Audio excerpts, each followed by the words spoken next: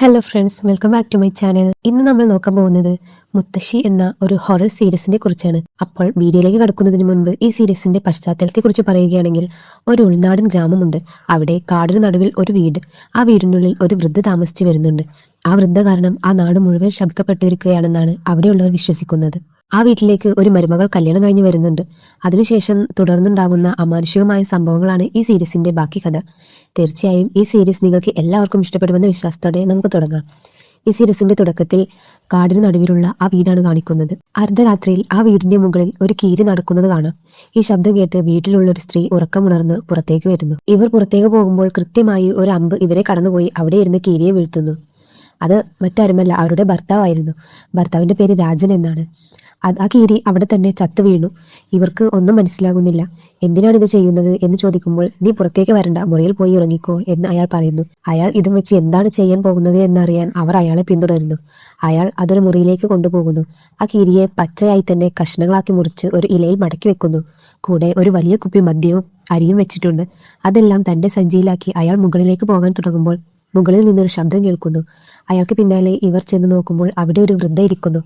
അവരുടെ മുടി വളരെ നീളമുള്ളതാണ്. കാണാൻ തന്നെ ഭയമുണർത്തുന്ന രൂപം. എനിക്ക് വിശക്കുന്നു, നീ എവിടെ പോയി രാജ എന്നവർ തന്റെ മകനെ വിളിക്കുകയാണ്. അയാൾ ചെന്ന് തന്റെ കയ്യിലുള്ള പച്ചമാംസവും മദ്യവും അവർക്ക് കൊടുക്കുന്നു. അവർ അത് തിന്നുന്നതിനിടയിൽ പെട്ടെന്ന് തിരിഞ്ഞു നോക്കുമ്പോൾ ഈ സ്ത്രീ അത് കാണുകയും ഭയന്നുപോയി അവിടെ തന്നെ ബോധം കെട്ട് വീഴുകയും ചെയ്യുന്നു. സീൻ കട്ട് ചെയ്താൽ ഇവർ എങ്ങനെ ഇവിടെ എത്തി എന്നതിലേക്ക് കഥ പോകുന്നു. ഇവരുടെ കുടുംബത്തിൽ ഇവർക്ക് താഴെ 2 അനിയത്തിമാരുണ്ട്. മൂത്തവളായ ഇവരുടെ കല്യാണം കഴിഞ്ഞാലേ അനിയത്തിമാരുടെ കല്യാണം നടക്കൂ എന്ന അവസ്ഥയിലാണ് ഇവർ ഒരു തീരുമാനമെടുക്കുന്നത്. കാടിന് നടുവിൽ നിന്ന് ഒരു ആലോചന വന്നിട്ടുണ്ട്. അതായത് കാടിന് നടുവിൽ ജീവിക്കുന്ന ഒരാൾ ഇവരെ കല്യാണം കഴിക്കാമോ എന്ന് ചോദിച്ചിരുന്നു. ഇവർ അതിന് സമ്മതിച്ചത് കൊണ്ട് കല്യാണം കാട്ടിൽ വെച്ചാണ് നടക്കുന്നത്. ഇവർ അങ്ങോട്ട് യാത്ര ചെയ്യുമ്പോൾ കൂടെയുള്ളവർ ചോദിക്കുന്നു, ചേച്ചി ഈ കാടിനുള്ളിലേക്കാണോ നമ്മൾ കൊടുക്കേണ്ടത്? നാളെ എന്തെങ്കിലും ഒരു ആവശ്യമുണ്ടെങ്കിൽ നമുക്ക് പെട്ടെന്ന് വന്ന് കാണാൻ പറ്റുമോ അപ്പ എന്ന് അനിയത്തിമാർ ചോദിക്കുന്നു. ചേച്ചിയുടെ പേര് ലീല എന്നാണ്. ഇത് എന്റെ സ്വന്തം ഇഷ്ടപ്രകാരമാണ് ചെയ്യുന്നത്, എനിക്ക് കുഴപ്പമില്ല എന്ന് പറഞ്ഞ് അവർ നടന്നു പോകുമ്പോൾ കാടിനുള്ളിൽ പൂജകൾ ചെയ്തുകൊണ്ടിരിക്കുന്ന രാജന്റെ അടുത്തേക്ക് കഥ നീളുന്നു. അവിടുത്തെ പൂജാരി പറയുന്നു, ഇപ്പോൾ സൂര്യഗ്രഹണം വരാൻ പോവുകയാണ്. ഈ സമയത്ത് നീ താലി കെട്ടിയാൽ എല്ലാം ശുഭമായിരിക്കും. ഇത് കേൾക്കുമ്പോൾ പെൺകുട്ടിയുടെ കുടുംബത്തിന് വളരെ പുതുമയായി തോന്നുന്നു. എങ്കിലും ഞങ്ങളുടെ ആചാരങ്ങൾ ഇങ്ങനെയാണ് എന്ന് രാജൻ പറയുന്നു. ചുറ്റുമുള്ള കാര്യങ്ങളെല്ലാം കാണിച്ചു കൊടുക്കുന്നതിനിടെ അവിടെയുള്ള അച്ഛന്റെ പ്രതിമയും കാണിക്കുന്നു. അച്ഛൻ മരിച്ചുപോയതാണെന്ന് മനസ്സിലാക്കാം. കൂടാതെ എൻ്റെ അമ്മയ്ക്ക് സുഖമില്ല, അവർക്ക് നടന്നു വരാൻ ബുദ്ധിമുട്ടാണ്, അതുകൊണ്ടാണ് അവർ വീട്ടിൽ തന്നെ ഇരിക്കുന്നത്. നമുക്ക് ചടങ്ങുകൾ നടത്താം എന്ന് പറഞ്ഞ് അവർ കല്യാണം നടത്തി പൂർത്തിയാക്കുന്നു. കല്യാണം കഴിഞ്ഞ ഉടൻ ലീലയുടെ കുടുംബം അവിടെ നിന്ന് മടങ്ങുന്നു. ലീല തന്റെ ഭർത്താവിനൊപ്പം യാത്ര ചെയ്ത് അയാൾ താമസിക്കുന്ന വീട്ടിലെത്തുന്നു. അത് വളരെ പഴക്കമുള്ളൊരു വീടാണ്. ആ വീടിന്റെ മുകളിലത്തെ നിലയിലാണ് അമ്മ താമസിക്കുന്നത്. കാര്യങ്ങളെല്ലാം പറഞ്ഞിട്ട് രാജൻ പറയുന്നു, അമ്മയെ നീ ഒരിക്കലും തനിയെ പോയി കാണരുത്, കണ്ടാൽ നീ ഭയപ്പെടും. ഞാൻ നിന്നോട് നേരത്തെ പറഞ്ഞിരുന്നില്ലേ. അന്ന് രാത്രി അവർ സന്തോഷത്തോടെ കഴിയുന്നു. അതേ രാത്രിയിലാണ് അമ്മയ്ക്ക് ഭക്ഷണം കൊടുക്കാനായി അയാൾ പോകുന്നതും ലീല അത് കണ്ട് പേടിച്ചു വീഴുന്നതും. രാജൻ ഓടി വന്ന് അവളെ താങ്ങിയെടുക്കുന്നു. അടുത്ത ദിവസം രാവിലെ അവർ കണ്ണു തുറക്കുമ്പോൾ ഇതെല്ലാം അവരുടെ മനസ്സിൽ ഓടിക്കൊണ്ടിരിക്കുകയാണ്. അവർക്ക് തോന്നുന്നു, ആദ്യത്തെ ചോദ്യം എന്തിനാണ് ആ കീരിയുടെ മാംസം അവർ പച്ചക്ക് തിന്നുന്നത് എന്നാണ്. അതിനെക്കുറിച്ച് രാജൻ പറയുന്നു, ആ വൃദ്ധയുടെ പേര് കാന്ത എന്നാണ്. അവർ പണ്ട് ഒട്ടനവധി മാന്ത്രിക കർമ്മങ്ങളിൽ ഏർപ്പെട്ടിരുന്നവരാണ്. ഇപ്പോൾ പ്രായമായതുകൊണ്ട് അതൊന്നും ചെയ്യാതെ ഒരു വശത്തിരിക്കുകയാണ്. അന്ന് അമ്മ എനിക്ക് ഒരുപാട് കാര്യങ്ങൾ പഠിപ്പിച്ചു തന്നു. അതൊക്കെ എന്താണെന്ന് ഞാൻ നിനക്ക് പിന്നെ പറഞ്ഞു തരാം. അമ്മയെ തനിയെ പോയി കാണരുത് എന്ന് പറഞ്ഞത് അതുകൊണ്ടാണ്. അവർ എന്തെങ്കിലും ചെയ്യും, അത് നിന്നെ ഭയപ്പെടുത്തിയേക്കാം. അവർ പച്ചമാംസം കഴിക്കുന്നതിന്റെ കാരണം അവർ താന്ത്രിക വിദ്യകൾ ചെയ്യുമ്പോൾ അത് ആഹാരമാക്കുന്നത് പതിവായിരുന്നു. അങ്ങനെ കഴിച്ചു കഴിഞ്ഞ് അവർക്ക് അത് ശീലമായി പോയി. അതില്ലാതെ ഇപ്പോൾ അവർക്ക് ജീവിക്കാൻ കഴിയില്ല. അതുകൊണ്ട് മാത്രമാണ് ഞാൻ അത് കൊണ്ടുപോയി കൊടുക്കുന്നത് എന്ന് രാജൻ പറയുന്നു. ഇത് ലീലയ്ക്ക് വളരെ വിചിത്രമായി തോന്നിയെങ്കിലും അവർ അതുമായി പൊരുത്തപ്പെടാൻ ശ്രമിക്കുന്നു. എങ്കിലും ആ സ്ഥലം എന്തോ ഒരു അമാനുഷികത നിറഞ്ഞ ഇടമായി അവർക്ക് അനുഭവപ്പെടുന്നു. അമ്മ അവിടെ ഇരുന്ന് മനസ്സിലാകാത്ത ഭാഷയിൽ എന്തൊക്കെയോ സംസാരിച്ചു കൊണ്ടിരിക്കുന്നു. ലീല വീട്ടുജോലികൾ ചെയ്യുമ്പോൾ വീട് മുഴുവൻ ആ വൃദ്ധയുടെ മുടിയിഴകൾ നിറഞ്ഞു കിടക്കുന്നത് കാണും. ഇതെല്ലാം കാണുമ്പോൾ അവർക്കൊരു ബുദ്ധിമുട്ട് തോന്നുന്നു. എങ്കിലും അതുമായി ശീലിച്ചു വരുമ്പോൾ ഒരു ദിവസം വീട്ടിൽ പച്ചക്കറികളൊന്നുമില്ലാതെ വരുന്നു. ഇതിനെക്കുറിച്ച് ഭർത്താവിനോട് പറയുമ്പോൾ അയാൾ ജോലിയിലാണ്. വേണ്ട, ഞാൻ തന്നെ പോയി വരാം, എനിക്ക് ഈ സ്ഥലം ഒന്ന് ചുറ്റിക്കണ്ടതുപോലെയും ആകുമല്ലോ എന്ന് ലീല പറയുന്നു. അപ്പോൾ ഭർത്താവ് പറയുന്നു, ആദ്യത്തെ മറുപടി, നീ ധൈര്യമായി പോയിക്കോളൂ, ആ കാട്ടുപാത ഉപയോഗിക്കുക. നാട്ടുകാർ പറയുന്ന കാര്യങ്ങൾ നീ കാര്യമാക്കേണ്ട, അവർ എന്തെങ്കിലും പറഞ്ഞുകൊണ്ടേയിരിക്കും. അവർ പൈസയും എടുത്ത് യാത്ര തിരിക്കുന്നു. ജോലികളെല്ലാം കഴിഞ്ഞ് ആ പാതയിലൂടെ മടങ്ങി വരുമ്പോൾ പൂക്കൾ വിൽക്കുന്ന ഒരു സ്ത്രീ ഇവരെ കാണുന്നു. ലീല പൂ വേണമെന്ന് ചോദിക്കുമ്പോൾ അത് എടുത്തു നൽകുന്നതിനിടയിൽ അവർ ചോദിക്കുന്നു, നീ രാജന്റെ ഭാര്യയാണോ? ലീല അതേ എന്ന് തലയാട്ടുമ്പോൾ, ആ വീടിനെ കുറിച്ച് എല്ലാം അറിഞ്ഞിട്ടാണോ മോളെ നീ കല്യാണം കഴിച്ചത് എന്ന് അവർ ചോദിക്കുന്നു. ലീലക്കത് മനസ്സിലാകുന്നില്ല. ആ വീട്ടിൽ എന്താണുള്ളത്, ഞാൻ എന്താണ് അറിയേണ്ടത് എന്ന് ചോദിക്കുമ്പോൾ നാട്ടുകാരെ മുഴുവൻ ഭയപ്പെടുത്തുന്ന ആ രഹസ്യം പുറത്തു വരുന്നു. നാട്ടുകാരെ സംബന്ധിച്ചിടത്തോളം ആ വൃദ്ധ ഒരു മന്ത്രവാദിനിയാണ്. അവർ ഒരുപാട് താന്ത്രിക വിദ്യകൾ ചെയ്തിട്ടുണ്ട്. ആ നാട്ടിൽ ഒരു വലിയ ശാപമുണ്ട്. അതായത് കഴിഞ്ഞ 10 വർഷമായി അവിടെ ആർക്കും ഒരു കുട്ടി പോലും ജനിച്ചിട്ടില്ല. അതുകൂടാതെ പുറത്തുനിന്ന് ഗർഭിണികളായ ആരെങ്കിലും ഇവിടെ വന്നാൽ ഒന്നുകിൽ അവർക്ക് കുഞ്ഞ് നഷ്ടപ്പെടും, അല്ലെങ്കിൽ അവർ കാണാതാകും എന്ന് പറഞ്ഞ് നാട്ടുകാരി ഇവരെ ഭയപ്പെടുത്തുന്നു. അതിനുശേഷം ഒരു പഴയ സംഭവം കാണിക്കുന്നു. ഒരു ഗർഭിണിയായ സ്ത്രീ പച്ചമരുന്നുകൾ പറിക്കാനായി ഈ സ്ഥലത്ത്, അതായത് കാന്തയുടെ വീടിന്റെ അരികിൽ വന്ന് ചെടികൾ പറിക്കാൻ ശ്രമിക്കുകയാണ്. അപ്പോൾ ചെടിയുടെ വേരുകൾ വലിക്കുമ്പോൾ അതിൽ നിറയെ മുടികൾ കാണാൻ തുടങ്ങുന്നു. അവർ ഭയന്നുപോയി കൈകൾ കൊണ്ട് നോക്കുമ്പോൾ പെട്ടെന്ന് ഭയങ്കരമായി എന്തോന്ന് സംഭവിക്കുകയും അവർ അവിടെ വെച്ച് പിടഞ്ഞു മരിക്കുകയും ചെയ്യുന്നു. ഈ വിവരം നാട്ടുകാർ മുഴുവൻ അറിയുന്നു. ആ വൃദ്ധ കാരണമാണ് എല്ലാ പ്രശ്നങ്ങളുമെന്നും അവളെ വെറുതെ വിടരുത് എന്നും അവർ തീരുമാനിക്കുന്നു. കുഞ്ഞ് നഷ്ടപ്പെട്ട ഒരച്ഛൻ വേഗത്തിൽ 3 ആളുകളെയും കൂട്ടി ആ വീട്ടിലേക്ക് പോകുന്നു. അയാൾ അകത്തു കയറിയ ഉടൻ വാതിൽ വേഗത്തിൽ അടയുന്നു. ബാക്കിയുള്ളവർ അവിടെ എന്തോ ഉണ്ടെന്ന് ഭയന്ന് ഓടിപ്പോകുന്നു. അകത്തു പോയയാൾ പുറത്തുള്ളവരെ വിളിച്ചു നോക്കുന്നുണ്ടെങ്കിലും അവരുമായി ഒരു തരത്തിലും ആശയവിനിമയം നടത്താൻ കഴിയുന്നില്ല. അയാൾ ഭയന്നു നിൽക്കുമ്പോൾ വൃദ്ധയായ കാന്തയുടെ അടുത്തേക്ക് കഥ പോകുന്നു. ഈ വീട്ടിലേക്ക് ഒരാൾ വന്നിട്ടുണ്ടെന്നറിഞ്ഞ് അവർ വളരെ ക്രൂരമായി ചിരിക്കുന്നു. അതിനുശേഷം അകത്തുപോയ അയാൾക്ക് എന്ത് സംഭവിച്ചു എന്ന് പുറലോകം അറിയുന്നില്ല. എന്നാൽ പ്രേക്ഷകർക്ക് ഒരു കാര്യം കാണിച്ചു തരുന്നു. ആ വീട്ടിൽ വരുന്നവരെല്ലാം വെറും പാവകളാക്കി മാറ്റപ്പെടുകയാണ്. ആ പാവകളെല്ലാം അവിടെ തൂങ്ങിക്കിടക്കുന്നുണ്ട്. ഓരോ പാവക്കുള്ളിലും ഓരോ ആത്മാവുണ്ടെന്ന് തോന്നുന്നു. ഈ കാര്യങ്ങളെല്ലാം ലീല വീട്ടിൽ ശ്രദ്ധിക്കുന്നു. അതിനെക്കുറിച്ച് ഭർത്താവിനോട് ചോദിക്കുമ്പോൾ, അമ്മ താന്ത്രിക വിദ്യകൾ ചെയ്യുമെന്ന് പറഞ്ഞില്ലേ? ഓരോ താന്ത്രിക കർമ്മങ്ങൾ ചെയ്യുമ്പോഴും കൊണ്ടുവരുന്ന പാവകളാണിവ. ഇതിലൊന്നും നീ കൈ തൊടരുത്. ഇനി തൊട്ടാൽ മഞ്ഞൾപ്പൊടിയിട്ട് കൈ കഴുകണം. ഇതിനെക്കുറിച്ച് കൂടുതൽ അറിയേണ്ട കാര്യമില്ല എന്ന് പറഞ്ഞ് അയാൾ അത് ഒഴുക്കൻ മട്ടിൽ വിടുന്നു. ദിവസങ്ങൾ കടന്നു പോകവേ ലീല വീട്ടുജോലികൾ ചെയ്യുന്നതിനിടയിൽ പെട്ടെന്ന് തല കറങ്ങി വീഴുന്നു. ഉടനെ പൂ വിൽക്കുന്ന ആ സ്ത്രീ വന്ന് പരിശോധിക്കുമ്പോൾ ലീല ഗർഭിണിയാണെന്ന് വിവരം അറിയുന്നു. 10 വർഷമായി നാട്ടിലുണ്ടായിരുന്ന ഈ ശാപം ലീലയോടെ മാറുമോ എന്ന് നാട്ടുകാർ സന്തോഷിക്കുമ്പോൾ ഭർത്താവിന് അളവറ്റ് സന്തോഷമുണ്ടാകുന്നു. ഈ വിവരം അയാൾ ആദ്യമായി തന്റെ അമ്മയോട് പോയി പറയുമ്പോൾ, നീ തന്നെ ഒരു ദണ്ഡത്തിനാണ് ഇവിടെ ഇരിക്കുന്നത്, ഇതിൽ ഈ കുട്ടി വേണോ എന്ന രീതിയിൽ ഭാര്യയുടെ മുന്നിൽ വെച്ച് മോശം വാക്കുകൾ ഉപയോഗിക്കുമ്പോൾ ലീല സങ്കടപ്പെടുന്നു. നിങ്ങളുടെ അമ്മ എന്തിനാണ് ഇങ്ങനെയൊക്കെ ചെയ്യുന്നത്? നാട്ടിൽ പലരും പല രീതിയിലാണ് സംസാരിക്കുന്നത്. നിങ്ങളുടെ അമ്മയാണ് ഈ നാട്ടിലെ ശാപത്തിന് കാരണം. നിങ്ങളുടെ അമ്മ കാരണമാണ് ആർക്കും കുട്ടി ജനിക്കാത്തത് എന്ന് പറയുന്നു. ഇതെല്ലാം സത്യമാണോ എന്ന് ലീല ചോദിക്കുന്നു. അപ്പോൾ രാജൻ പറയുന്നത്, നാട്ടിൽ ആരുമായും സംസാരിക്കരുത്. എന്റെ അമ്മ പണ്ട് താന്ത്രിക വിദ്യകൾ ചെയ്തിരുന്നു. ഇപ്പോൾ വയസ്സായപ്പോൾ ശാന്തിയായിരിക്കുകയാണ്. അതുകൊണ്ട് നാട്ടുകാർ പല കെട്ടുകഥകളും ഉണ്ടാക്കി പറയുന്നതാണ്. നീ അതൊന്നും വിശ്വസിക്കേണ്ട. എന്റെ അമ്മ വളരെ നല്ലവളാണ്, പാവമാണ്. അമ്മയുമായി ഭാര്യയെ അടുപ്പിക്കാനായി അയാൾ ലീലയെ മുകളിലേക്ക് കൂട്ടിക്കൊണ്ടു പോകുന്നു. ആദ്യം ഭയന്നെങ്കിലും പിന്നീട് ലീല അമ്മയുമായി പൊരുത്തപ്പെടാൻ തുടങ്ങുന്നു. അവരുടെ മുടി പിന്നിക്കൊടുക്കുക, മറ്റു കാര്യങ്ങൾ നോക്കുക എന്നിങ്ങനെ കുറച്ചു ദിവസങ്ങൾ കടന്നു പോകുന്നു. ആ സമയത്താണ് ലീല പച്ചക്കറി അരിഞ്ഞുകൊണ്ടിരിക്കുമ്പോൾ പെട്ടെന്ന് ആ വൃദ്ധ, എനിക്ക് ഭക്ഷണം എവിടെ, എനിക്ക് വിശക്കുന്നു എന്ന് വിളിച്ചു ചോദിക്കുന്നത്. ഭർത്താവ് അവിടെയില്ല. എന്ത് ചെയ്യണമെന്ന് ആലോചിച്ച് നിൽക്കുമ്പോൾ ലീലയുടെ കയ്യിൽ ചെറുതായി മുറിയുകയും ഒരു തുള്ളി ചോര പുറത്തു വരികയും ചെയ്യുന്നു. ആ ചോരയുടെ മണം വൃദ്ധയിലേക്ക് എത്തുന്നു. അവർ ഭയങ്കരമായി ഒച്ച വെക്കാൻ തുടങ്ങുന്നു.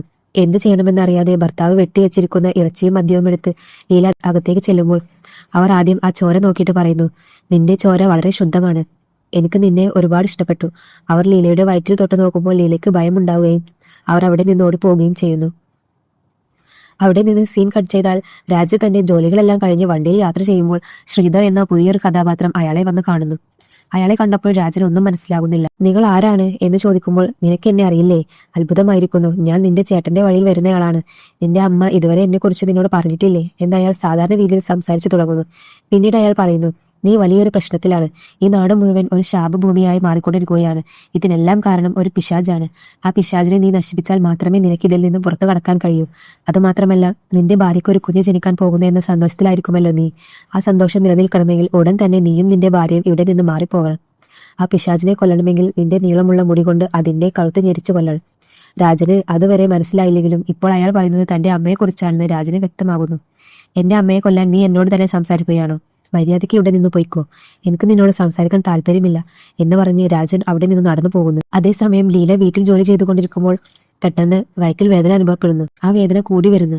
ഭർത്താവ് ഓടി വന്ന് നോക്കുമ്പോഴേക്കും ലീലയുടെ ഗർഭം അലസി അവർക്ക് കുഞ്ഞിനെ നഷ്ടപ്പെടുന്നു. രണ്ടുപേർക്കും ഭയങ്കര സങ്കടമാകുന്നു. നമ്മൾ കാത്തിരുന്ന കുഞ്ഞിനെ നമുക്ക് കിട്ടിയില്ലല്ലോ എന്ന് പറഞ്ഞ് വലിയ സങ്കടത്തിലിരിക്കുമ്പോൾ രാജൻ ഈ വിവരം അമ്മയുടെ അടുത്ത് ചെന്ന് പറയുന്നു. വിട്ടേക്ക്, സംഭവിച്ചത് സംഭവിച്ചു, നീ വിഷമിക്കേണ്ട, നിനക്ക് മറ്റൊരു കുട്ടി ജനിക്കും എന്നവർ പറയുമ്പോൾ രാജന് സന്തോഷമാകുന്നു. ഈ വിവരം ഭാര്യയുമായി പങ്കുവെക്കാൻ അയാൾ ചെല്ലുമ്പോൾ അവർ കുഞ്ഞ് നഷ്ടപ്പെട്ട സങ്കടത്തിലാണ്. എന്നാൽ രാജൻ ഇനി വരാൻ പോകുന്ന കുട്ടിയെക്കുറിച്ചാണ് സംസാരിക്കുന്നത്. ലീല വേഗത്തിൽ ആ വൃദ്ധയുടെ അടുത്ത് ചെന്ന് ചോദിക്കുന്നു, ഇതിനെല്ലാം കാരണം നിങ്ങളാണെന്ന് എനിക്ക് തോന്നുന്നു. നാട്ടുകാർ മുഴുവൻ പറയുന്നത് ഈ ശാപത്തിന് കാരണം നിങ്ങളാണെന്നാണ്. ഇതിനൊക്കെ കാരണം നിങ്ങൾ തന്നെയാണോ? അപ്പോൾ അവർ മനസ്സിലാകാത്ത ഭാഷയിൽ സംസാരിക്കുന്നു. നിനക്കൊരു കുട്ടി ജനിക്കാൻ പോവുകയാണ്. ഈ കുട്ടി പോയെന്ന് പറഞ്ഞ് വിഷമിക്കേണ്ട, ആ കുട്ടിയാണ് എല്ലാമായി തീരാൻ പോകുന്നത് എന്ന് പറഞ്ഞ് അവർ ലീലയുടെ വയറ്റിൽ തൊടാൻ വരുമ്പോൾ ആ വൃദ്ധയുടെ മുഖം കാണിക്കുന്നു. അവർ ഇത് വലിയൊരു ദുരുദ്ദേശത്തോടെയാണ് ചെയ്യുന്നത് എന്ന് നമുക്ക് മനസ്സിലാക്കി തരുന്നു. പിന്നീട് ലീല ഉറങ്ങിക്കൊണ്ടിരിക്കുമ്പോൾ അവർ പോലും അറിയാതെ എന്തോ സംഭവിക്കാൻ തുടങ്ങുന്നു. അവരുടെ വികാരങ്ങൾ ഉണർത്തപ്പെടുകയും ആരോ അവരെ പീഡിപ്പിക്കുന്നത് പോലെ തോന്നുകയും ചെയ്യുന്നു. പെട്ടെന്ന് കണ്ണു തുറന്നു നോക്കുമ്പോൾ ഒരു വലിയ പോത്തിന്റെ രൂപത്തിലുള്ള നിഴൽ അവർ കാണുന്നു. പേടിച്ച് അവിടെ നിന്ന് ഓടുമ്പോൾ അവർ ആശയക്കുഴപ്പത്തിലാകുന്നു. ഈ സംഭവങ്ങൾ നടക്കുമ്പോൾ ആ വൃദ്ധ കയ്യിൽ ഒരു എണ്ണ വെച്ച് അത് ഒഴിച്ച് എന്തോ ചെയ്തുകൊണ്ടിരിക്കുകയായിരുന്നു. ഇതാണ് അപ്പോൾ നടന്നതെന്ന് കാണിച്ചു തരുന്നു. മറുഭാഗത്ത് ലീല വീട്ടിലെ ജോലികൾ ചെയ്യുമ്പോൾ അവിടെ ഒരു കീരി വരുന്നു. അതിനെ അടിച്ചോടിക്കാൻ ശ്രമിക്കുമ്പോൾ കണ്ണാടിയിൽ ആ കീരിയെ ഇവർ തന്നെ എടുത്തു തിന്നുന്നത് പോലെയുള്ള ഒരു ദൃശ്യം കണ്ട് അവർ ഭയപ്പെടുന്നു. തിരിഞ്ഞു നോക്കുമ്പോൾ അവരുടെ കൈകാലുകൾ ഒരു വൃദ്ധയുടെ രൂപത്തിലേക്ക് മാറുന്നതായി തോന്നുന്നു. എന്തു ചെയ്യണമെന്നറിയാതെ നിൽക്കുമ്പോൾ അവർക്ക് ഛർദ്ദിക്കാൻ വരുന്നു. അപ്പോഴാണ് താൻ വീണ്ടും ഗർഭിണിയാണെന്ന വിവരം അവർ അറിയുന്നത്. ഈ വാർത്തയിൽ അവർ സന്തോഷിക്കുന്നു. ഭർത്താവ് വീട്ടിലില്ലാത്തതിനാൽ അവർ ആദ്യം മുകളിലുള്ള വൃദ്ധയുടെ അടുത്ത് ചെന്ന് പറയുമ്പോൾ, എനിക്കത് അപ്പോഴേ അറിയാമായിരുന്നു. ഞാൻ പറഞ്ഞില്ലേ നീ മറ്റൊരു കുഞ്ഞിന് ജന്മം നൽകുമെന്ന്. ഇതെനിക്ക് വലിയ സന്തോഷം തരുന്നു എന്നവർ പറയുന്നു. ഈ സമയത്താണ് ശ്രീധർ എന്ന കഥാപാത്രം കൃത്യമായി അങ്ങോട്ട് വരുന്നത്. വീട്ടിൽ രാജനെ തിരഞ്ഞെങ്കിലും അയാൾ അവിടെയില്ല. തുടർന്ന് അയാൾ ലീലയോട് സംസാരിക്കുന്നു. നിന്റെ ഭർത്താവിനോട് ഞാനൊരു പ്രധാനപ്പെട്ട കാര്യം ചെയ്യാൻ പറഞ്ഞിരുന്നു. എനിക്ക് തോന്നുന്നത് അവൻ അത് ചെയ്തിട്ടില്ലെന്നാണ്. ഇതിനാൽ വലിയ പ്രശ്നങ്ങൾ വരാൻ പോവുകയാണ്. താനും ഈ കുടുംബത്തിലെ ഒരാളാണെന്നും ഈ കുടുംബത്തിന് വേണ്ടി താൻ എന്തും ചെയ്യുമെന്നും പറഞ്ഞ് അയാൾ ജനാലയിലൂടെ നോക്കി സംസാരിക്കുമ്പോൾ ആ വൃദ്ധ ജനാലിക്കൽ നിൽപ്പുണ്ടായിരുന്നു. അവർ അയാൾ പറയുന്നതെല്ലാം കേട്ട് അകത്തേക്ക് മാറുന്നു. ശ്രീധർ പറയുന്നു, മോളെ നീ ഉടൻ തന്നെ ഇവിടുന്ന് മാറണം. അതാണ് നിനക്കും നിന്റെ കുഞ്ഞിനും നല്ലത്. അന്ന് രാത്രി ഭർത്താവ് വരുമ്പോൾ ലീല ഈ കാര്യങ്ങളെല്ലാം പങ്കുവെക്കുന്നു. വീട്ടിൽ വന്നിട്ട് പോയ ആൾ നമ്മുടെ ബന്ധുവാണെന്ന് പറഞ്ഞു. അയാൾ ആരാണെന്ന് എനിക്ക് ഇതുവരെ മനസ്സിലായിട്ടില്ല എന്ന് ലീല പറയുമ്പോൾ മുകളിൽ നിന്ന് അമ്മയുടെ ശബ്ദം കേൾക്കുന്നു. പതിവ് പോലെ പച്ചമാംസവും മദ്യവുമായി രാജൻ ചെല്ലുമ്പോൾ വൃദ്ധ പറയുന്നു, ശ്രീധർ ഇവിടെ വന്നിട്ട് പോയി. അവൻ നമ്മുടെ കുടുംബത്തെ തകർക്കാൻ പലതും ചെയ്യുന്നുണ്ട്. എങ്കിലും നമ്മൾ ഒരുമിച്ച് നിന്നാൽ മാത്രമേ ഇതിനെല്ലാം അതിജീവിച്ച് ഒരു ശക്തമായ കുടുംബമായി മാറാൻ കഴിയൂ. നീ ചെയ്യേണ്ടത് ഒന്ന് മാത്രം, അവൻ പറയുന്ന കാര്യങ്ങൾ കേൾക്കാതിരിക്കുക. രാജൻ അത് അങ്ങനെ തന്നെ വിടുന്നു. ദിവസങ്ങൾ കഴിയവേ വയറ്റിലെ കുട്ടി നന്നായി വളരുന്നു. പെട്ടെന്നൊരു ദിവസം ലീലയ്ക്ക് പ്രസവവേദന ഉണ്ടാകുന്നു. മുകളിലിരിക്കുന്ന വൃദ്ധയ്ക്ക് അളവറ്റ സന്തോഷമുണ്ടാകുന്നു. കുട്ടി ജനിക്കാൻ പോകുന്നു എന്ന് പറഞ്ഞ് അവർ കാത്തിരിക്കുന്നു. ഇവിടെ പ്രസവത്തിൽ ചില സങ്കീർണതകൾ ഉണ്ടാകുന്നു. ലീല കഠിനമായ വേദനയിൽ പുളയുമ്പോൾ രാജൻ എന്തു ചെയ്യണമെന്ന് ആലോചിക്കുന്നു. അയാൾ ഒരു നാട്ടുവൈദ്യനായ മുത്തശ്ശിയുടെ അടുത്ത് ചെന്ന്, ഞങ്ങളുടെ വീട്ടിലേക്ക് വരാമോ, എന്റെ ഭാര്യ പ്രസവവേദന കൊണ്ട് പുളയുകയാണ് എന്ന് പറയുന്നു. നിന്റെ വീട്ടിലേക്ക് വരാൻ എനിക്ക് കഴിയില്ല മകരെ എന്നവർ വിസമ്മതിക്കുമ്പോൾ അയാൾ അവരുടെ കാലിൽ വീണ് അപേക്ഷിക്കുന്നു. നീ മരുന്നുകളെല്ലാം വാങ്ങിപ്പോയിക്കോളൂ, ഞാൻ പിന്നാലെ വരാം എന്നവർ പറയുന്നു. നടക്കാൻ പോലും വയ്യാത്ത ആ വൃദ്ധ പതുക്കെ വീട്ടിലേക്ക് നടന്നു കയറിയ ഉടൻ വാതിലുകൾ തനിയെ അടയുന്നു. ഭയങ്കരമായ പൊട്ടിച്ചിരി ശബ്ദം കേൾക്കും. മുകളിലുള്ള ആ അമാനുഷിക ശക്തിയുള്ള വൃദ്ധയാണ് ഇതെല്ലാം നിയന്ത്രിക്കുന്നത്. രാജൻ വേഗത്തിൽ ഭാര്യയുടെ അടുത്ത് ചെന്ന് നോക്കുമ്പോൾ ശരീരം മുഴുവൻ ചോരയുമായി പ്രസവവേദനയിൽ ലീല കട്ടിലിന് താഴെ വീണു കിടക്കുകയാണ്. ഒന്നും മനസ്സിലാകാതെ വന്ന വൈദ്യരെയും കാണാനില്ല, കുട്ടിയെയും കാണാനില്ല എന്ന് പറഞ്ഞ് തിരയുമ്പോൾ മുകളിൽ നിന്ന് കുട്ടിയുടെ ശബ്ദം കേൾക്കുന്നു. മുകളിലുള്ള അമ്മ ആരോടോ കൊഞ്ചുന്നത് പോലെ അയാൾക്ക് തോന്നുന്നു. പതുക്കെ മുകളിലേക്ക് നടന്നു ചെല്ലുമ്പോൾ ചോരക്കറയോടെ ജനിച്ച ഉടനെയുള്ള ആ കുട്ടി ആ വൃദ്ധയുടെ കയ്യിലിരിക്കുന്നത് കാണുന്നു. ഇത് കണ്ട് അയാൾക്ക് സംസാരിക്കാൻ വാക്കുകളില്ലാതെ അത്ഭുതപ്പെട്ടു നിൽക്കുമ്പോൾ ഈ രംഗം അയാളുടെ മനസ്സിൽ പതിഞ്ഞു പോകുന്നു. കുട്ടി പതുക്കെ വളർന്നു വരുമ്പോഴും രാജന് താൻ കണ്ട ആ രംഗം മറക്കാൻ കഴിയുന്നില്ല. ദിവസവും ഇതിനെക്കുറിച്ച് ഓർത്ത് മദ്യപിക്കുന്നത് അയാൾക്കൊരു ശീലമായി മാറുന്നു. ഒരു വശത്ത് അമ്മയ്ക്ക് ഇറച്ചിയും മദ്യവും കൊടുക്കുകയും മറുവശത്ത് അയാൾ മദ്യപിച്ച് നടക്കുകയും ചെയ്യുമ്പോൾ ലീല തന്റെ കുട്ടിയെ വളരെ ശ്രദ്ധയോടെ വളർത്തുകയാണ്. കുട്ടിയുടെ തലയിൽ വെള്ള മുടികൾ കാണാം. ഇതെല്ലാം ആ വൃദ്ധയുടെ രൂപത്തിലേക്ക് വിരൽ ചൂണ്ടുന്നതാണെന്ന് ലീലയ്ക്ക് തോന്നുന്നുണ്ടെങ്കിലും ഇവൻ എൻ്റെ മകനാണ്, ഞാൻ തന്നെ നോക്കണം എന്ന് കരുതി അവർ ഓരോ കാര്യങ്ങളും ശ്രദ്ധയോടെ ചെയ്യുന്നു. എന്നാൽ ആ കുട്ടി എന്താണ് ചെയ്യുന്നത്? അച്ഛൻ മദ്യപിച്ച് കിടക്കുമ്പോൾ പച്ചമാംസവും മദ്യവും എടുത്ത് മുകളിലുള്ള വൃദ്ധയ്ക്ക് കൊണ്ടുപോയി കൊടുക്കുന്നത് അവൻ ശ്രദ്ധിക്കാൻ തുടങ്ങുന്നു. ഒരു ദിവസം അച്ഛൻ നല്ല ലഹരിയിൽ കിടക്കുമ്പോൾ മുകളിൽ നിന്ന് ശബ്ദം കേൾക്കുന്നു. എനിക്ക് ഭയങ്കരമായി വിശക്കുന്നു, നീ ഉടനെ ഇറച്ചി കൊണ്ടുതരുമോ? ആ കുട്ടി ഇത് ശ്രദ്ധിക്കുകയും അച്ഛനെ പോലെ ഒരു കയ്യിൽ ഇറച്ചിയും മറു കയ്യിൽ മദ്യവും എടുത്ത് ആ വൃദ്ധയുടെ അടുത്തേക്ക് പോവുകയും ചെയ്യുന്നു. ഇത് പിന്നീട് ഒരു പതിവായി മാറുന്നു. കുട്ടി അവിടെ ചെന്ന് ആ രണ്ട് സാധനങ്ങളും കാണിച്ച്, വേണോ, നിനക്ക് വേണോ, അതോ ഞാൻ തിന്നണോ എന്ന് ചോദിച്ച് അവരുമായി കളിച്ച് പൊരുത്തപ്പെടുന്നു. ഇതൊന്നും അറിയാതെ ലീല ജോലി ചെയ്തുകൊണ്ടിരിക്കുമ്പോൾ പെട്ടെന്ന് കുട്ടിയുടെ വായിൽ നിന്ന് താന്ത്രിക മന്ത്രങ്ങൾ വരാൻ തുടങ്ങുന്നു. അവർക്കൊന്നും മനസ്സിലാകുന്നില്ല. എന്തിനാണ് ഇത് ചെയ്യുന്നത് എന്ന് ചോദിക്കാൻ പോകുമ്പോൾ വീടിന്റെ ഒരു വശത്ത് പാവകൾ കെട്ടിത്തൂക്കിയിട്ടിരിക്കുന്ന സ്ഥലത്ത് ചെന്ന് അവൻ ആ പാവകളെ അടിച്ചുകൊണ്ട് മന്ത്രങ്ങൾ ചൊല്ലുന്നത് കാണുന്നു. ലീല തടഞ്ഞിട്ടും അവൻ നിർത്തുന്നില്ല. പിന്നീട് അവൻ പുറത്ത് മറ്റു കുട്ടികളോടൊപ്പം കളിക്കാൻ പോകുമ്പോൾ അവനൊരു വിചിത്രമായ കുട്ടിയാണെന്ന് മറ്റു കുട്ടികൾക്ക് തോന്നുന്നു. ഇതിനാൽ ഒരു കുട്ടിയുടെ അമ്മ വന്ന് പറയുന്നു, എത്ര വട്ടം നിന്നോട് പറഞ്ഞിട്ടുണ്ട് ആ കുട്ടിയോടൊപ്പം കളിക്കരുതെന്ന്, നിനക്ക് ബുദ്ധിയില്ലേടാ എന്ന് പറഞ്ഞ് അവൾ തൻ്റെ മക്കളെ കൂട്ടിക്കൊണ്ടു പോകുന്നു. ലീലയുടെ മകന്റെ പേര് ശ്രീകുട്ടൻ എന്നാണ്. അവൻ ആ സ്ത്രീയുടെ അടുത്ത് ചെന്ന് അവരുടെ വയറ്റിൽ തൊട്ട് നോക്കുന്നു. അവർക്കൊന്നും മനസ്സിലാകാതെ അവർ വേഗം അവിടെ നിന്ന് പോകുന്നു. ലീല ഇത് കണ്ട് ചോദിക്കുന്നു, നീ എന്താണ് ചെയ്യുന്നത്? ഇങ്ങോട്ട് വാ, ആദ്യം നമുക്ക് പോകാം. ഇപ്പോൾ അമ്മയ്ക്കെതിരെ അവൻ നിൽക്കാൻ തുടങ്ങുന്നു. അവരെ നോക്കി തുറച്ചു നോക്കിക്കൊണ്ട് അവനെ പിന്നിലേക്ക് തള്ളി മാറ്റുമ്പോൾ ഈ സംഭവം രാജൻ കാണുന്നു. എന്ത് ധൈര്യം ഉണ്ടായിട്ടാണ് അമ്മയോട് ഇങ്ങനെ ചെയ്യുന്നത്? നീ എന്താണ് വിചാരിച്ചിരിക്കുന്നത് എന്ന് ചോദിച്ച് അയാൾ ആ കുട്ടിയെ ക്രൂരമായി അടിക്കുന്നു. ഈ വിവരങ്ങളെല്ലാം മുകളിലുള്ള വൃദ്ധ അറിയുന്നുണ്ടെങ്കിലും അവർ മൗനം പാലിക്കുന്നു. കുട്ടി അടി വാങ്ങുമ്പോൾ അവരുടെ കണ്ണുകൾ നിറയുന്നു. ലീല തന്റെ മകൻ അടി വാങ്ങുന്നത് കണ്ട് തടയാൻ ശ്രമിക്കുന്നു. ഭർത്താവ് ശരിയല്ലാത്തതിനാൽ അവനെ കഠിനമായി ചീത്ത വിളിക്കുമ്പോൾ രാജന് ഇവിടെ എന്താണ് സംഭവിക്കുന്നതെന്ന് മനസ്സിലാകാതെ സങ്കടത്തോടെ കരഞ്ഞുകൊണ്ട് അവിടെ നിന്ന് പോകുന്നു. അതേ ദിവസം രാത്രി ശ്രീകുട്ടൻ ഏത് സ്ത്രീയുടെ വയറ്റിലാണോ തൊട്ടത് ആ സ്ത്രീയുടെ ഗർഭം അലസുന്നു. അവർ കഠിനമായ വേദന കൊണ്ട് പുളയുമ്പോൾ ഇതിനെല്ലാം കാരണം ആ ശ്രീകുട്ടനാണെന്നും അവനെ വെറുതെ വിടില്ലെന്നും പറഞ്ഞ് നാട്ടുകാർ തീപന്തങ്ങളുമായി രാജന്റെ വഴി തടയുന്നു. മര്യാദക്ക് നീ നിന്റെ ഭാര്യയെയും മകനെയും കൂട്ടി ഇവിടെ നിന്ന് ഓടിപ്പോയിക്കോ. നിന്റെ അമ്മയെ എന്ത് ചെയ്യണമെന്ന് ഞങ്ങൾക്ക് നന്നായി അറിയാം. ഇല്ലെങ്കിൽ അടുത്ത തവണ ഞങ്ങൾ സംസാരിക്കില്ല, ആ വീട് മുഴുവനായി കത്തിക്കും എന്ന് ഭീഷണിപ്പെടുത്തി അവർ പോകുന്നു. രാജന് എന്ത് ചെയ്യണമെന്ന് മനസ്സിലാകുന്നില്ല. ഇനി നമ്മൾ എന്തെങ്കിലും ചെയ്തില്ലെങ്കിൽ കുഞ്ഞിനെയും ഭാര്യയെയും നമുക്ക് നഷ്ടപ്പെടും എന്ന് മനസ്സിലാക്കി അയാൾ വർഷങ്ങൾക്ക് ശേഷം ശ്രീധറിനെ കാണാൻ പോകുന്നു. ശ്രീധർ അയാളെ ഇരുത്തിയിട്ട് പറയുന്നു, പണ്ട് നീ മദ്യപിക്കില്ലായിരുന്നു, ഇപ്പോൾ നീ അതിനടിമയായി. ഇതിനെല്ലാം കാരണം നിന്റെ കൂടെയുള്ള ആ പിശാചാണ് എന്ന് പറഞ്ഞാൽ നീ വിശ്വസിക്കുമോ? എന്നാൽ അതാണ് സത്യം. അയാൾ ചില രഹസ്യങ്ങൾ വെളിപ്പെടുത്തുന്നു. ഒന്നാമത്തെ കാര്യം, രാജൻ സ്വന്തം അമ്മയെന്ന് കരുതി ഇതുവരെ ശുശ്രൂഷിച്ചുകൊണ്ടിരുന്ന യഥാർത്ഥത്തിൽ അയാളുടെ അമ്മയെയല്ല. രാജന് കൃത്യമായി 18 വയസ്സുള്ളപ്പോൾ അയാളുടെ അമ്മ മരിച്ചുപോയതാണ്. അന്നു മുതൽ ഇന്ന് വരെ അമ്മയുടെ രൂപത്തിൽ അവിടെ ഇരിക്കുന്നത് എരുമമാടൻ എന്നൊരു ഭൂതമാണ്. അതായത് രാജന്റെ അമ്മ ഒരുപാട് താന്ത്രിക വിദ്യകൾ ചെയ്തിരുന്ന സമയത്ത് അവർക്ക് സഹായമായി ഒരു പോത്തുണ്ടായിരുന്നു. ആ പോത്തുമായാണ് അവർ യാത്ര ചെയ്തിരുന്നത്. നാളതുവരെ അവർ രണ്ടുപേരും ചേർന്ന് എരുമമാടൻ എന്ന ഭൂതമായി മാറി. അമ്മ മരിച്ചുപോയതിനാൽ ഇപ്പോൾ ആ എരുമമാടനാണ് അവിടെ വാഴുന്നത്. അവന്റെ പിടിയിലാണ് നിങ്ങൾ എല്ലാവരും. നിനക്ക് ജനിച്ച ഈ കുട്ടി നിന്റെ കുട്ടിയല്ല, ആ ഭൂതത്തിനും നിന്റെ ഭാര്യയ്ക്കും ജനിച്ച കുട്ടിയാണ്. ആ കുട്ടിക്ക് കൃത്യമായി 10 വയസ്സ് വരെ മാത്രമേ ആയുസുള്ളൂ. 11ാം വയസ്സ് തുടങ്ങുന്ന ദിവസം അവൻ ഈ ലോകം വിട്ട് പൂർണ്ണമായും ഭൂതമായി മാറും. ഇന്ന് ആ കുട്ടിക്ക് 10 വയസ്സ് തികയുന്ന അവസാന ദിവസമാണ്. നാളെ അവന് 11 വയസ്സ് തികയും. നാളെയാണ് ഇതെല്ലാം നടക്കാൻ പോകുന്നത്. ഇതെല്ലാം തടയണമെങ്കിൽ നിന്റെ അമ്മയെക്കുറിച്ച് നീ ആദ്യം അറിയണം എന്ന് പറഞ്ഞ് ശ്രീധർ ഒരു ഫ്ലാഷ് ബാക്കിലേക്ക് കൊണ്ടുപോകുന്നു. രാജന്റെ അമ്മ ഒരു ആദിവാസി സ്ത്രീയായിരുന്നു. അവരെ കണ്ടാൽ ഇഷ്ടപ്പെടാത്തവരായി ആരും ഉണ്ടാകില്ല. അത്രയും സുന്ദരിയായിരുന്നു. നീളമുള്ള മുടിയുള്ള അവർക്ക് എന്തോ ഒരു പ്രത്യേക ശക്തി ഉണ്ടെന്ന് നാട്ടുകാർ വിശ്വസിച്ചിരുന്നു. ആ ശക്തി വർദ്ധിപ്പിക്കാനായി അവർ ഒരു താന്ത്രിക സ്ത്രീയുടെ അടുത്ത് ചെന്നു. ആ സ്ത്രീയിൽ നിന്ന് ഒരുപാട് കാര്യങ്ങൾ പഠിക്കുന്നതിനിടയിൽ പഠിപ്പിച്ചു കൊടുക്കുന്ന ആ സ്ത്രീക്ക് കല്യാണം കഴിഞ്ഞ ഒരു മകനും മകളും ഉണ്ടായിരുന്നു. ഈ കാര്യങ്ങളെല്ലാം കാണിക്കുന്നതിനൊപ്പം കാന്ത ഈ വിദ്യകളെല്ലാം പഠിച്ചെടുക്കുമ്പോൾ ഒരൊറ്റ ഭാഗം മാത്രം അവർക്ക് പഠിക്കാൻ കഴിഞ്ഞില്ല. അവർക്കൊരു വലിയ പുസ്തകം ഉണ്ടായിരുന്നു. അതിലെ എല്ലാ അധ്യായങ്ങളും അവർ വായിച്ചു. എന്നാൽ ഒരൊറ്റ അധ്യായം മാത്രം വായിക്കാൻ അവർക്ക് അനുവാദമില്ലായിരുന്നു. ആ അധ്യായം നമ്മൾ വായിക്കണം, അതിലെന്താണുള്ളത് എന്ന ചിന്ത അവരുടെ മനസ്സിൽ ഓടിക്കൊണ്ടിരുന്നു. പഠിപ്പിച്ചു കൊടുക്കുന്ന ഗുരു തന്റെ മക്കൾക്ക് എന്തോ സഹായം ആവശ്യമുണ്ടെന്ന് പറഞ്ഞു പോയപ്പോൾ കാന്ത അവിടെ തയ്ച്ചാകുന്നു. നാട്ടിൽ എന്തോ അമാനുഷിക പ്രശ്നങ്ങൾ ഉണ്ടായപ്പോൾ അവരതെല്ലാം പരിഹരിക്കാൻ തുടങ്ങുന്നു. ഇതിനാൽ അവർക്ക് ഒരുപാട് പേര് ലഭിക്കുന്നു. ഇത് അവർക്കൊരു ലഹരിയായി മാറി. ഒടുവിൽ വിട്ടുപോയ ആ അധ്യായം വായിച്ച് അളവറ്റ ശക്തി നേടണമെന്ന് കരുതി അവരത് വായിക്കുന്നു.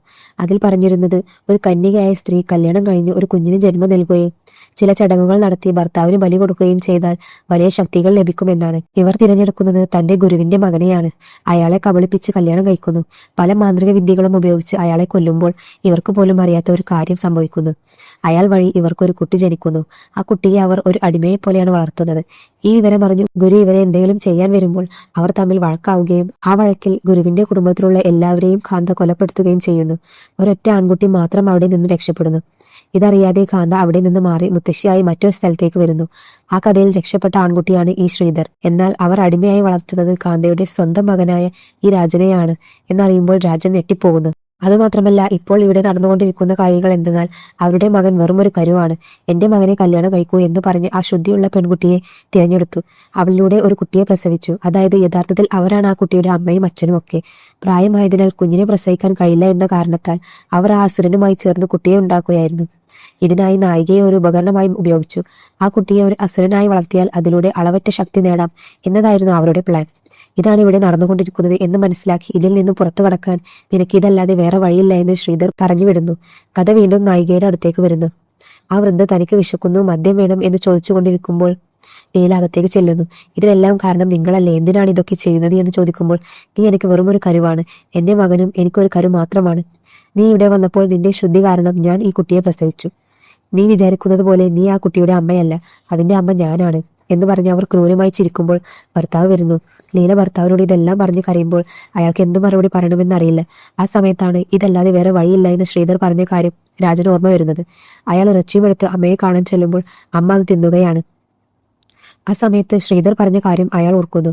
അവരുടെ മുടിയിൽ പിടിച്ച് കഴുത്തു ഞെരിച്ചാൽ മാത്രമേ അവരുടെ ജീവൻ പോകൂ എന്ന്. അവർ തിന്നുകൊണ്ടിരിക്കുമ്പോൾ അയാൾ പതുക്കെ അവരുടെ മുടിയിൽ പിടിച്ച് കഴുത്തു ഞെരിക്കുമ്പോൾ അവർ പിടയുന്നു. നീ എന്റെ അമ്മയല്ലെന്ന് അറിഞ്ഞ സ്ഥിതിക്ക് ഞാൻ നിന്നെ എങ്ങനെ വെറുതെ ഇടും? ഇത്രയും നാൾ നീ എന്നെ അടിമയെ പോലെയല്ലേ നടത്തിയത് എന്ന് പറഞ്ഞ് കഴുത്തു ഞെരിക്കുമ്പോൾ അവരുടെ ജീവൻ പിരിയുന്നു. ഈ സംഭവങ്ങൾ ശ്രീകുട്ടൻ ഒരു സ്വപ്നമായി കാണുന്നു. അവൻ രാവിലെ എഴുന്നേറ്റ് നോക്കുമ്പോൾ ആ വൃദ്ധ മരിച്ചു കിടക്കുന്നത് കാണുന്നു. അവൻ ഭയങ്കരമായി കരയുമ്പോൾ ലീല അവനെ അകത്തേക്ക് പറഞ്ഞു വിടുന്നു. മരിച്ചയാളെ ദഹിപ്പിക്കാനുള്ള കാര്യങ്ങൾ രാജൻ ചെയ്യുമ്പോൾ എല്ലാം കഴിഞ്ഞു, ചടങ്ങുകളൊന്നും ചെയ്യേണ്ട, ഇവരെ നേരിട്ട് കൊണ്ടുപോയി ദഹിപ്പിക്കാം എന്ന് പറഞ്ഞ് അവർ കിടന്നിരുന്ന തുണിയിൽ തന്നെ പൊതിഞ്ഞ് കൊണ്ടുപോകാൻ ശ്രമിക്കുമ്പോൾ രണ്ടുപേരും ചേർന്ന് എത്ര ശ്രമിച്ചിട്ടും അത് നീക്കാൻ കഴിയുന്നില്ല. അത്രയും ഭാരമുണ്ടായിരുന്നു. രാജൻ ഉടൻ തന്നെ അവരുടെ തലയ്ക്ക് പിന്നിലുള്ള നീളമുള്ള മുടി മുറിച്ചു മാറ്റുമ്പോൾ അവരുടെ ശരീരം പൊക്കാൻ കഴിയുന്നു. പതുക്കെ കൊണ്ടുപോയി ദഹിപ്പിക്കാൻ തുടങ്ങുമ്പോൾ ഈ ചെറിയ കുട്ടി ഇത് ശ്രദ്ധിക്കുന്നു. എന്റെ അമ്മ മരിച്ചുപോയി എന്ന് പറഞ്ഞ് അവൻ ഭയങ്കരമായി നിലവിളിച്ചു കരയുന്നു. ആ ജോലികളെല്ലാം തീരുന്നു. മഴ പെയ്തുകൊണ്ടേയിരിക്കുന്നു. ആ സമയത്ത് മറ്റൊരു പൂജ കൂടി ചെയ്യേണ്ടതുണ്ടായിരുന്നു. അപ്പോൾ ശ്രീധർ പറഞ്ഞ കാര്യങ്ങൾ ഓർമ്മ വരുന്നു. ഇവിടെ 2 കാര്യങ്ങൾ ചെയ്യണം. ഒന്ന്, ആ വൃദ്ധയെ കൊല്ലണം. 2, അവർ ആവാഹിച്ച ആ ചെറിയ കുട്ടിയെ നശിപ്പിക്കണം. കാരണം ഒരു അസുരന് ജനിച്ച കുട്ടി എന്തായാലും അസുരനായി മാറും. 11ാം വയസ്സിൽ അവന് ഇങ്ങനെ ഒരു മാറ്റം ഉണ്ടാകും. ഇതൊട്ടും വൈകാതെ ചെയ്യണം എന്ന് പറഞ്ഞ് പൂജകൾ നടക്കുന്നു. ഈ വിവരങ്ങൾ ഭാര്യയ്ക്ക് ഇതുവരെ അറിയില്ലായിരുന്നു. ലീല ഈ പൂജയ്ക്ക് സഹായിക്കുമ്പോൾ കുട്ടിയുടെ കയ്യിൽ ഒരു പാവ കൊടുത്ത് ഇത് വീട്ടിൽ കൊണ്ടുപോയി വെക്കൂ, പാവ നേരെ നിൽക്കാതെ എഴുന്നേറ്റ് നിൽക്കുകയാണെങ്കിൽ അതിന്മേൽ നിന്റെ ചോരത്തുള്ളികൾ വെക്കൂ എന്ന് പറയുന്നു. അവൻ അത് ചെയ്യാൻ തുടങ്ങുന്നു. പതുക്കെ പൂജകൾ ആരംഭിക്കുന്നു. രാത്രി സമയത്ത് ഈ പൂജ ചെയ്യാൻ ശ്രമിക്കുമ്പോൾ പെട്ടെന്ന് ആ കുട്ടിയെ കൊണ്ടുവന്നിരുത്തുന്നു.